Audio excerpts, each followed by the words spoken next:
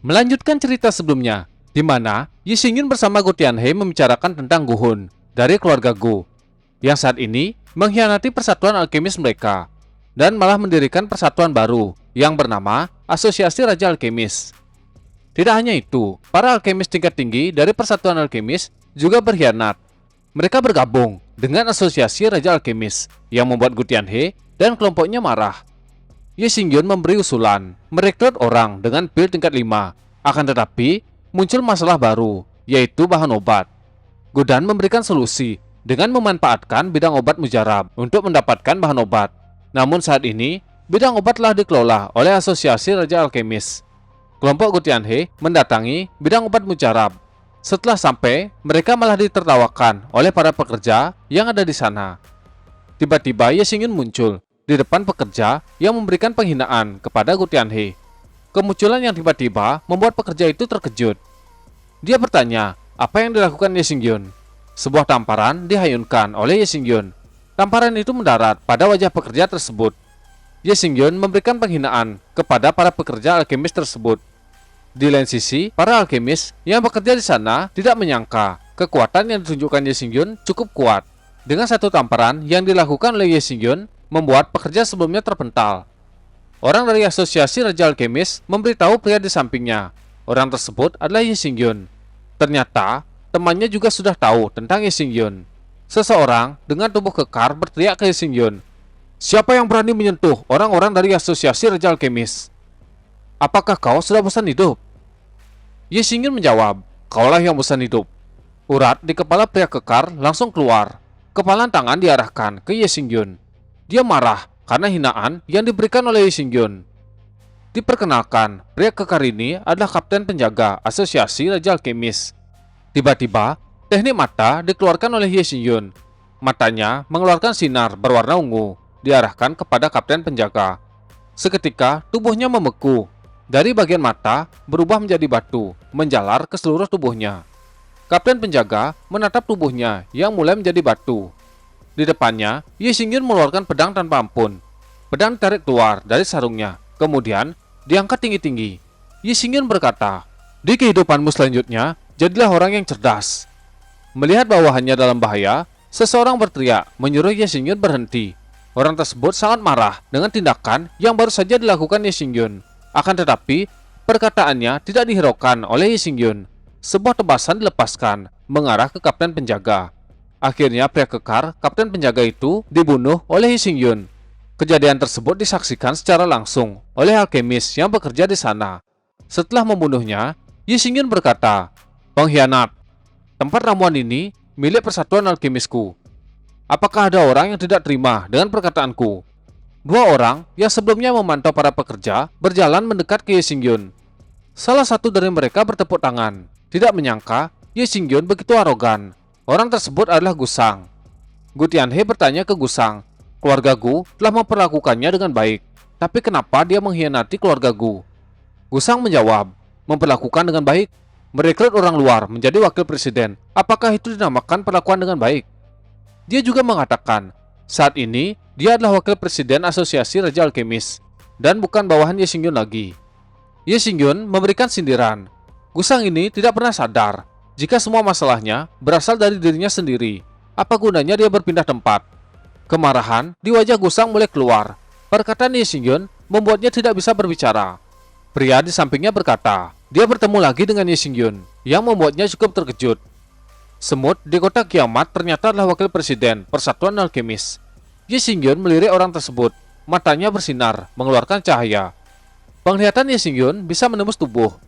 Dalam tubuh orang tersebut, terlihat sebuah api yang berkobar. Kemudian Ye Xingyun berkata, "Pengkhianat yang tidak buruk." Dia bahkan telah dipromosikan menjadi Master Alkemis tingkat 6. Namun, aura api ketiadaan dalam tubuhnya sangat kuat. Ye Xingyun bertanya, apakah dia menjadi bawahan Point Flame? Orang tersebut menjadi kesal. Dia berteriak, "Ye Xingyun, kau cari mati." Aura yang kuat dikeluarkan. Kemudian dia berkata, "Siapa yang berani menghinanya?" Dari tubuh orang tersebut muncul avatar dari Point Flame yang berada di ranah Huangji lapisan ke-9. Avatar tersebut menatap Ye Xingyun. Ketika ingin menyerang, tiba-tiba Gu Dudao muncul di depan Ye Xingyun. Dia memberikan serangan kepada avatar tersebut. Tebasan yang dikeluarkan oleh Gu Dudao membuat tangan dari avatar tersebut terputus. Avatar itu tidak menyangka orang yang memberikan serangan terhadapnya adalah Gu Dudao. Kemudian dia bertanya, apa yang dia lakukan di sini? Gu Dudao berkata, bidang obat mujarab tersebut adalah milik keluarga Gu mereka. Kemudian bertanya balik, apa maksud dari orang-orang di depannya berani merebut bidang obat mujarab? Dia pun tertawa mendengar perkataan Gu Dudao yang memberi pengakuan kalau bidang obat mujarab adalah milik keluarga Gu. Orang yang sebelumnya memberikan serangan kepada Ye Xingyun adalah Gu Hun. Gu Dudao kembali berkata, apakah Gu Hun ingin menyatakan perang dengan keluarga Gu? Avatar Point Flame menyuruh Gu Hun segera mengakhiri semua masalah ini. Dengan santai, Gu Hun menjawab, dia akan mengikuti perintahnya. Gu Hun berkata ke Gu Tianhe, karena mereka berdua tidak sependapat tentang kepemilikan bidang obat mujarab, dia mengajak Gu Tianhe bertaruh. Gu Hun ingin bertaruh dalam bidang alkimia dengan Gu Tianhe. Dalam emosi, Gu Tianhe menerima taruhan tersebut. Gu Hun mengatakan, 3 hari dari sekarang, dia akan mengatur kompetisi alkimia. Masing-masing dari pihak mereka mengirim 1-20 kandidat. Pemenangnya akan menjadi pemilik bidang obat mujarab. Ketika keduanya membuat keputusan, Ye Xingyun tiba-tiba berteriak, menghentikan perdebatan di antara mereka berdua. Gu Hun langsung tersentak. Dia berpikir, apakah Ye Xingyun mengetahui rencananya? Dia bertanya, apakah Ye Xingyun takut? Ye Xingyun menjawab, bukan itu yang diinginkan. Menurut Ye Xingyun, dalam sebuah pertaruhan ada hadiah dan harusnya ada hukuman. Gu Hun bertanya, apa yang dimaksud oleh Ye Xingyun? Ye Xingyun mengatakan, pemenang mendapat bidang obat mujarab, tapi jika kalah, Gu Hun harus menyerahkan pengkhianat tersebut kepada Ye Xingyun. Gu Hun tidak menyangka Ye Xingyun begitu percaya diri bisa menang dalam pertaruhan. Dia bertanya balik, jika pihak Ye Xingyun yang kalah, apa yang bisa mereka dapatkan? Ye Xingyun berkata, tentu saja Gu Hun akan mendapatkan bidang obat mujarab. Mendengar keputusan sepihak yang ditawarkan oleh Ye Xingyun membuat Gu Hun kembali marah. Dia berteriak, dasar tidak tahu malu. Mereka berdua mulai beradu argumen, saling menyalahkan satu sama lain. Gu Hun merasa kesal. Dalam hatinya, dia terus memaki-maki Ye Xingyun. Ye Xingyun kembali menanyakan, apakah Gu Hun menerima syarat yang diberikan? Dengan penuh kekesalan, Gu Hun menerima syarat tersebut. Kemudian dia tertawa, menanyakan, apakah Ye Xingyun yang seorang alkemis tingkat 5 berani menyetujui pertaruhan? Ye Xingyun menjawab, alasan dia berani bertaruh karena Gu Hun itu bodoh. Seseorang datang, dia dipenuhi dengan aura aneh. Matanya hitam, di tengah-tengah bola mata berwarna merah. Orang yang datang tampak seperti mayat hidup. Gu Hun mengatakan kalau Ye Xingyun pasti mengenal pria tersebut. Apakah Ye Xingyun bisa membayangkan akan bertemu dengan teman lamanya? Orang yang muncul adalah Tang Xindan. Orang tersebut adalah teman lama Ye Xingyun yang dia temui ketika berada di kota Luoyang. Tang Xindan adalah ketua Persatuan Alkemis Akademi Bintang. Ye Xingyun menunjuk Gu Hun dan bertanya, apa yang telah dia lakukan kepada Tang Xindan? Gu Hun mengatakan orang tersebut telah menjadi avatar Point Flame. Wajah Gu Hun begitu menghina. Dia benar-benar tidak sabar untuk melihat apakah level alkimia Ye Xingyun lebih tinggi dari Tang Xindan ini. Gu Hun begitu yakin dengan kemampuan alkimia yang dimiliki Tang Xindan. Setelah mengatakan semua itu, Gu Hun pergi, diikuti dengan Tang Xindan. Ye Xingyun menatap Gu Hun pergi. Dia tidak akan membiarkan orang seperti itu lolos dari genggamannya. Dari belakang, Gu Dudao menepuk bahu Ye Xingyun. Berpindah ke 3 hari kemudian, berita mulai menyebar. Orang-orang tersebut mendengar Presiden Ye bersaing dengan seseorang. Mereka juga mendengar si pengkhianat Gu Hun telah kembali dan juga membuat persatuan alkemis baru untuk melawan keluarga Gu. Seseorang berlarian melewati orang-orang yang ada di sana, menyuruh orang-orang tersebut segera pergi agar mereka tidak kehabisan tempat. Kerumunan mulai terbentuk. Banyak orang berkumpul. Mereka saling mendorong karena tempat tersebut tidak cukup untuk menampung semua orang yang datang. Di dalam kediaman, terlihat seseorang sedang berdiri di depan tungku alkimia. Di tempat tersebut juga ada Gu Hun. Dia mengingatkan Ye Xingyun. Kalau Ye Xingyun kalah, dia tidak boleh bertindak kasar. Ye Xingyun menjawab kalau dia bukanlah orang yang tidak tahu malu seperti Gu Hun. Mendengar hal itu, Gu Hun bergumam, dasar, banyak omong kosong. Aku ingin melihat bagaimana caramu menang. Masa sudah tidak ada yang ditunggu, Gu Hun meminta kompetisi segera dimulai. Ye Xingyun berkata ke Gu Hun, yang membuat Gu Hun kesal. Dia tidak mengerti apa yang sebenarnya diinginkan oleh Ye Xingyun. Ye Xingyun mengajak Gu Hun menambahkan sedikit taruhan. Sesuatu dikeluarkan oleh Ye Xingyun dari cincin ruangnya. Seketika, wajah Gu Hun tersentak. Sepertinya, apa yang dikeluarkan oleh Ye Xingyun membuat Gu Hun terkejut. Benda yang dijadikan taruhan adalah lengan iblis bermata 6. Gu Hun bertanya ke Ye Xingyun, bagaimana lengan tersebut bisa mendarat di tangan Ye Xingyun. Ye Xingyun mengatakan, kalau Gu Hun tidak perlu tahu. Ye Xingyun ingin bertanya, apakah mereka ingin menambah taruhan? Melihat reaksi Gu Hun, Ye Xingyun bergumam. Lengan iblis bermata 6 memang dibuat oleh kelompok Gu Hun. Kemudian dia kembali berkata, jika Gu Hun menang, lengan iblis bermata 6 akan diberikan kepadanya. Ye Xingyun akan memotong lengan kanan Gu Hun. Dia juga memberitahu seberapa besar harga lengan iblis bermata 6. Gu Hun juga mengetahui nilai benda tersebut. Maka dari itu, dia setuju dengan pertaruhan yang dibuat oleh Ye Xingyun. Ye Xingyun kembali menyindir. Apakah Gu Hun mengakui kalau lengannya lebih rendah jika dibandingkan dengan lengan iblis bermata 6? Menurut Ye Xingyun, seberapa tinggi pun nilai lengan iblis, nilai lengannya sendiri jauh lebih tinggi. Perkataan Ye Xingyun membuat orang-orang yang menyaksikannya bertepuk tangan. Orang-orang berpikir, apa yang dikatakan oleh Ye Xingyun memang benar. Seberapa bagus lengan roh tersebut tidak akan seberharga tubuh sendiri. Ye Xingyun berkata, semua orang yang ada di sini telah mendengar. Jika Gu Hun menarik kata-katanya, semua orang bisa menjadi saksi. Kalau Gu Hun adalah seorang pendusta dan jangan tertipu kepada janji yang telah dia buat. Urat di kepala Gu Hun langsung keluar. Dia berteriak, jangan khawatir, aku tidak akan pernah mengingkari janjiku.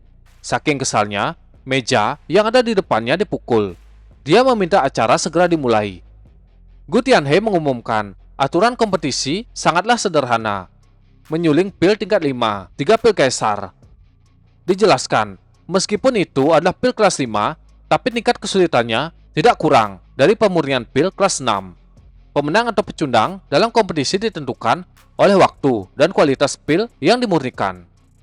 Jumlah bahan obat sangatlah banyak dalam pembuatan pil. Bahan obat sangatlah penting, dari usia dan kualitasnya, itu sangat berpengaruh dalam pembuatan sebuah pil. Di lain sisi, Tang Xindan juga melakukan teknik alkimia. Banyak bahan obat dikeluarkan.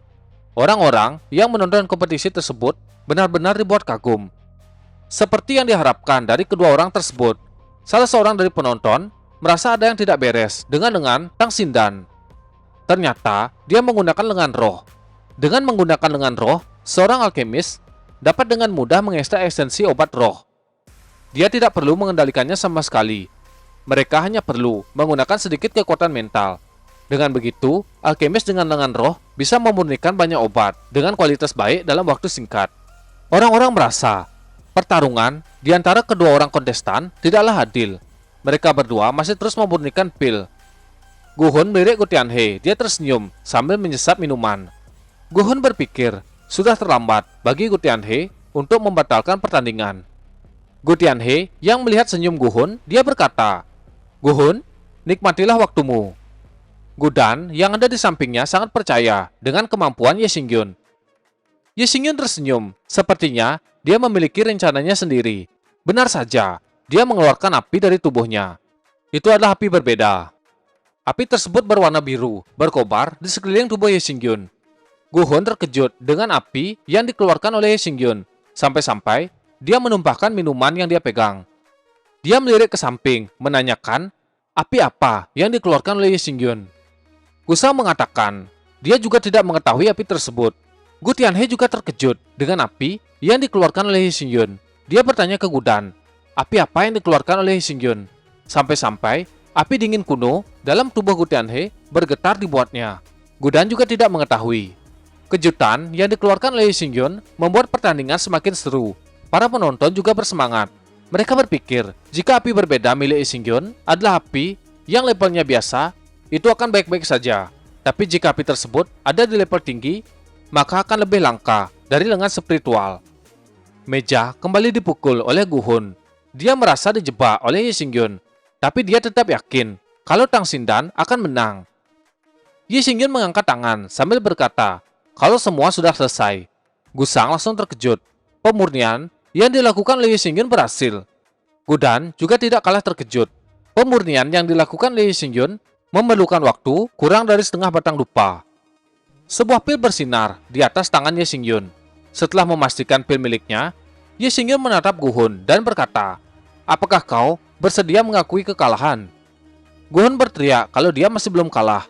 Pil yang dibuat oleh Ye Xingyun bukanlah pil tingkat 5.